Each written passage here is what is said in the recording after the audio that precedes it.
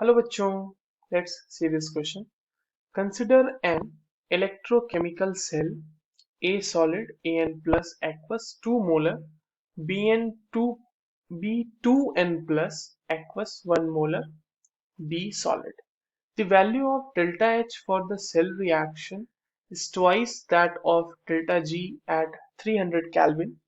If the EMF of cell is 0, the delta S of the cell reaction per mole of B formed at 300 Kelvin is। Delta S की value calculate करनी है। आपके पास Ln2 की value दी हुई है 0.7, R universal gas constant, H S और G जो है वो इंथैल्पी, एंट्रोपी और गिब्स एनर्जी रिस्पेक्टिवली दिए हुए हैं। चलिए इन सब चीजों का यूज करते हुए इस क्वेश्चन को सॉल्व करते हैं और सबसे पहले ये देखते हैं कि ये क्वेश्चन सॉल्व करने के लिए हमें कौन से की कॉन्सेप्ट की जरूरत होगी। अब देखो ये जो सवाल आपके सामने गिवन है ये दो चीजों से सॉल्व होगा। इसमें दो चीजों का बहुत ही इंपॉर्टेंट रोल है। एक तो नर्स्ट इक्वेशन,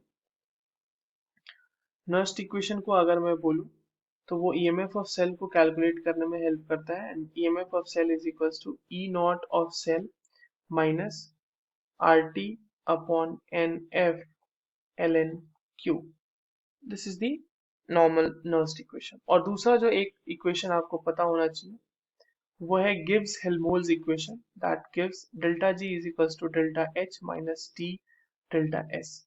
ये दोनों चीजें अगर हमें पता है तो we can easily solve this question.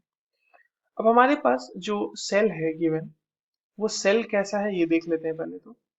वो सेल देखिए किस तरह से लिखा हुआ है। सेल का रिप्रेजेंटेशन बेसिकली वो है ए, ये ए एन होगा यहाँ पे, ए एन प्लस एक्वस 2 मोलर है, ठीक है। B 2N plus aqueous 1 molar है और यहाँ पर बी सॉलिड है। और ये कहा गया है कि इस सेल के लिए ईएमएफ ऑफ सेल जो है वो 0 है। चलिए इन बातों को ध्यान में रखते हुए आगे का कैलकुलेशन करते हैं। सबसे पहले तो जो रिएक्शंस हो रहे होंगे वो देख लेते हैं। तो एनोड का कौन सा रिएक्शन हो रहा होगा। एनोड पे जो रिएक्शन हो रहा होगा बच्चों वो हो रहा होगा 2A solid giving 2AN plus 2N electrons, ठीक है। और कैथोड पे बच्चों क्या हो रहा होगा, कैथोड पे हो रहा होगा B2N plus 2N electrons forming BS, B solid, ठीक है।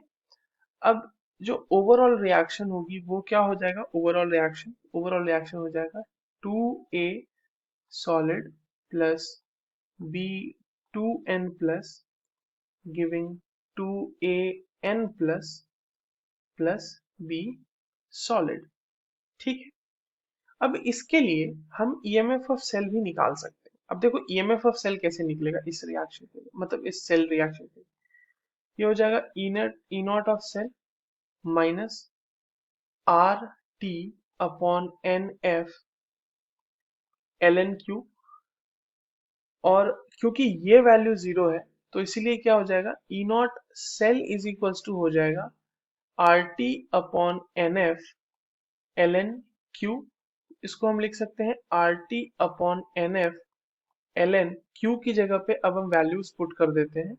तो ये हो जाएगा A n plus concentration raise to the power 2 and the concentration of B two n plus, ठीक है। यहाँ पे देखिए टू स्टोशियोमेट्री है इसलिए रेज टू द पावर 2 हुआ। अब यहाँ पर आपको दिया हुआ है ए एन प्लस का कंसेंट्रेशन हमारे पास गिवन है 2 मोलर है, ए एन प्लस का कंसेंट्रेशन 2 मोलर है और बी 2N प्लस का कंसेंट्रेशन 1 मोलर है। उन दोनों वैल्यूज को जब हम यहाँ पर रख देंगे तो हमारा यहाँ पर से ई नॉट सेल का वैल्यू आ जाएगा, ये आ जाएगा R T upon n F l n, ऊपर 2 का स्क्वायर नीचे 1, तो ये क्या हो जाएगा बच्चों 2 स्क्वायर अपॉन 1, तो ये हो जाएगा ऑब्वियसली 4 हो जाएगा ना। तो ये हो जाएगा R T upon n F l n 4। इतना हम कर लेंगे। अच्छा एन की जगह पे एक चीज ध्यान में रखना है कि यहाँ पे n number of electrons exchange है, तो हम क्यों ना सब जगह 2n रख लें क्योंकि 2n इलेक्ट्रॉन्स ही एक्सचेंज हो रहे हैं। ठीक है, तो ये हो जाएगा हर जगह 2n। तो RT अपॉन 2NF ln4 हमारे पास ई नॉट सेल की वैल्यू आ रही है। इतना अगर हमने कर लिया, अब हम आगे बढ़ते हैं इस क्वेश्चन में। तो अब देखिए आप कि delta naught, sorry delta naught कह रहा हूं मैं, delta G naught, delta G naught is equals to होता है -NF E naught cell. E naught cell हम निकाल चुके हैं यहाँ से, इस वैल्यू को यहाँ पे पुट कर देते हैं। एन की वैल्यू क्या हो जाएगी, जितने नंबर ऑफ इलेक्ट्रॉन्स एक्सचेंज हुए, यानी कि 2n into F into E naught cell कितना हो जाएगा, RT upon 2NF ln4। 2NF cancel out हो गया, ये हो जाएगा -RT ln4। ये हो गया आपके लिए डेल्टा जी नॉट की वैल्यू। अब हमें ये कहा गया है क्वेश्चन में कि also it has been stated in the question itself कि डेल्टा एच नॉट जो है वो 2 डेल्टा जी नॉट, ये बात हमें कही गई है सवाल में ही। इंथैल्पी जो है डेल्टा एच वो ट्वाइस है गिब्स एनर्जी की। ठीक है, अब गिब्स हेल्महोल्ट्ज इक्वेशन लगाते हैं यहाँ पे। गिब्स हेल्महोल्ट्ज इक्वेशन लगाइए, तो ये क्या हो जाएगा, delta G naught is equals to delta H naught minus T delta S naught. अब इसको थोड़ा सा रीअरेंज अगर हम करें तो यहाँ पर से डायरेक्टली हम डेल्टा एस नॉट के लिए लिख सकते हैं, delta S naught is equals to delta H naught minus delta G naught upon T. अब देखिए डेल्टा एच नॉट की जगह पे डेल्टा जी नॉट रख दें अगर हम, तो ये वैल्यू कितनी आ जाएगी, delta G naught upon T simply. और डेल्टा जी नॉट की जगह पे उसकी जो वैल्यू है -RT ln4 divided by T, T से टी कैंसिल हो जाएगा, डेल्टा एस नॉट की वैल्यू आ जाएगी -R ln4। अब डेल्टा एस नॉट की कितनी हो जाएगी वैल्यू, तो डेल्टा एस नॉट हमने देखा कितना आ रहा था, -R ln4। तो R की जगह पे उसकी वैल्यू रख देते हैं 8.314 जूल पर केल्विन पर मोल, इंटू ln4 की वैल्यू होती है 1.4, तो ये हो जाएगा जूल पर केल्विन पर मोल में ये वैल्यू आ रही होगी।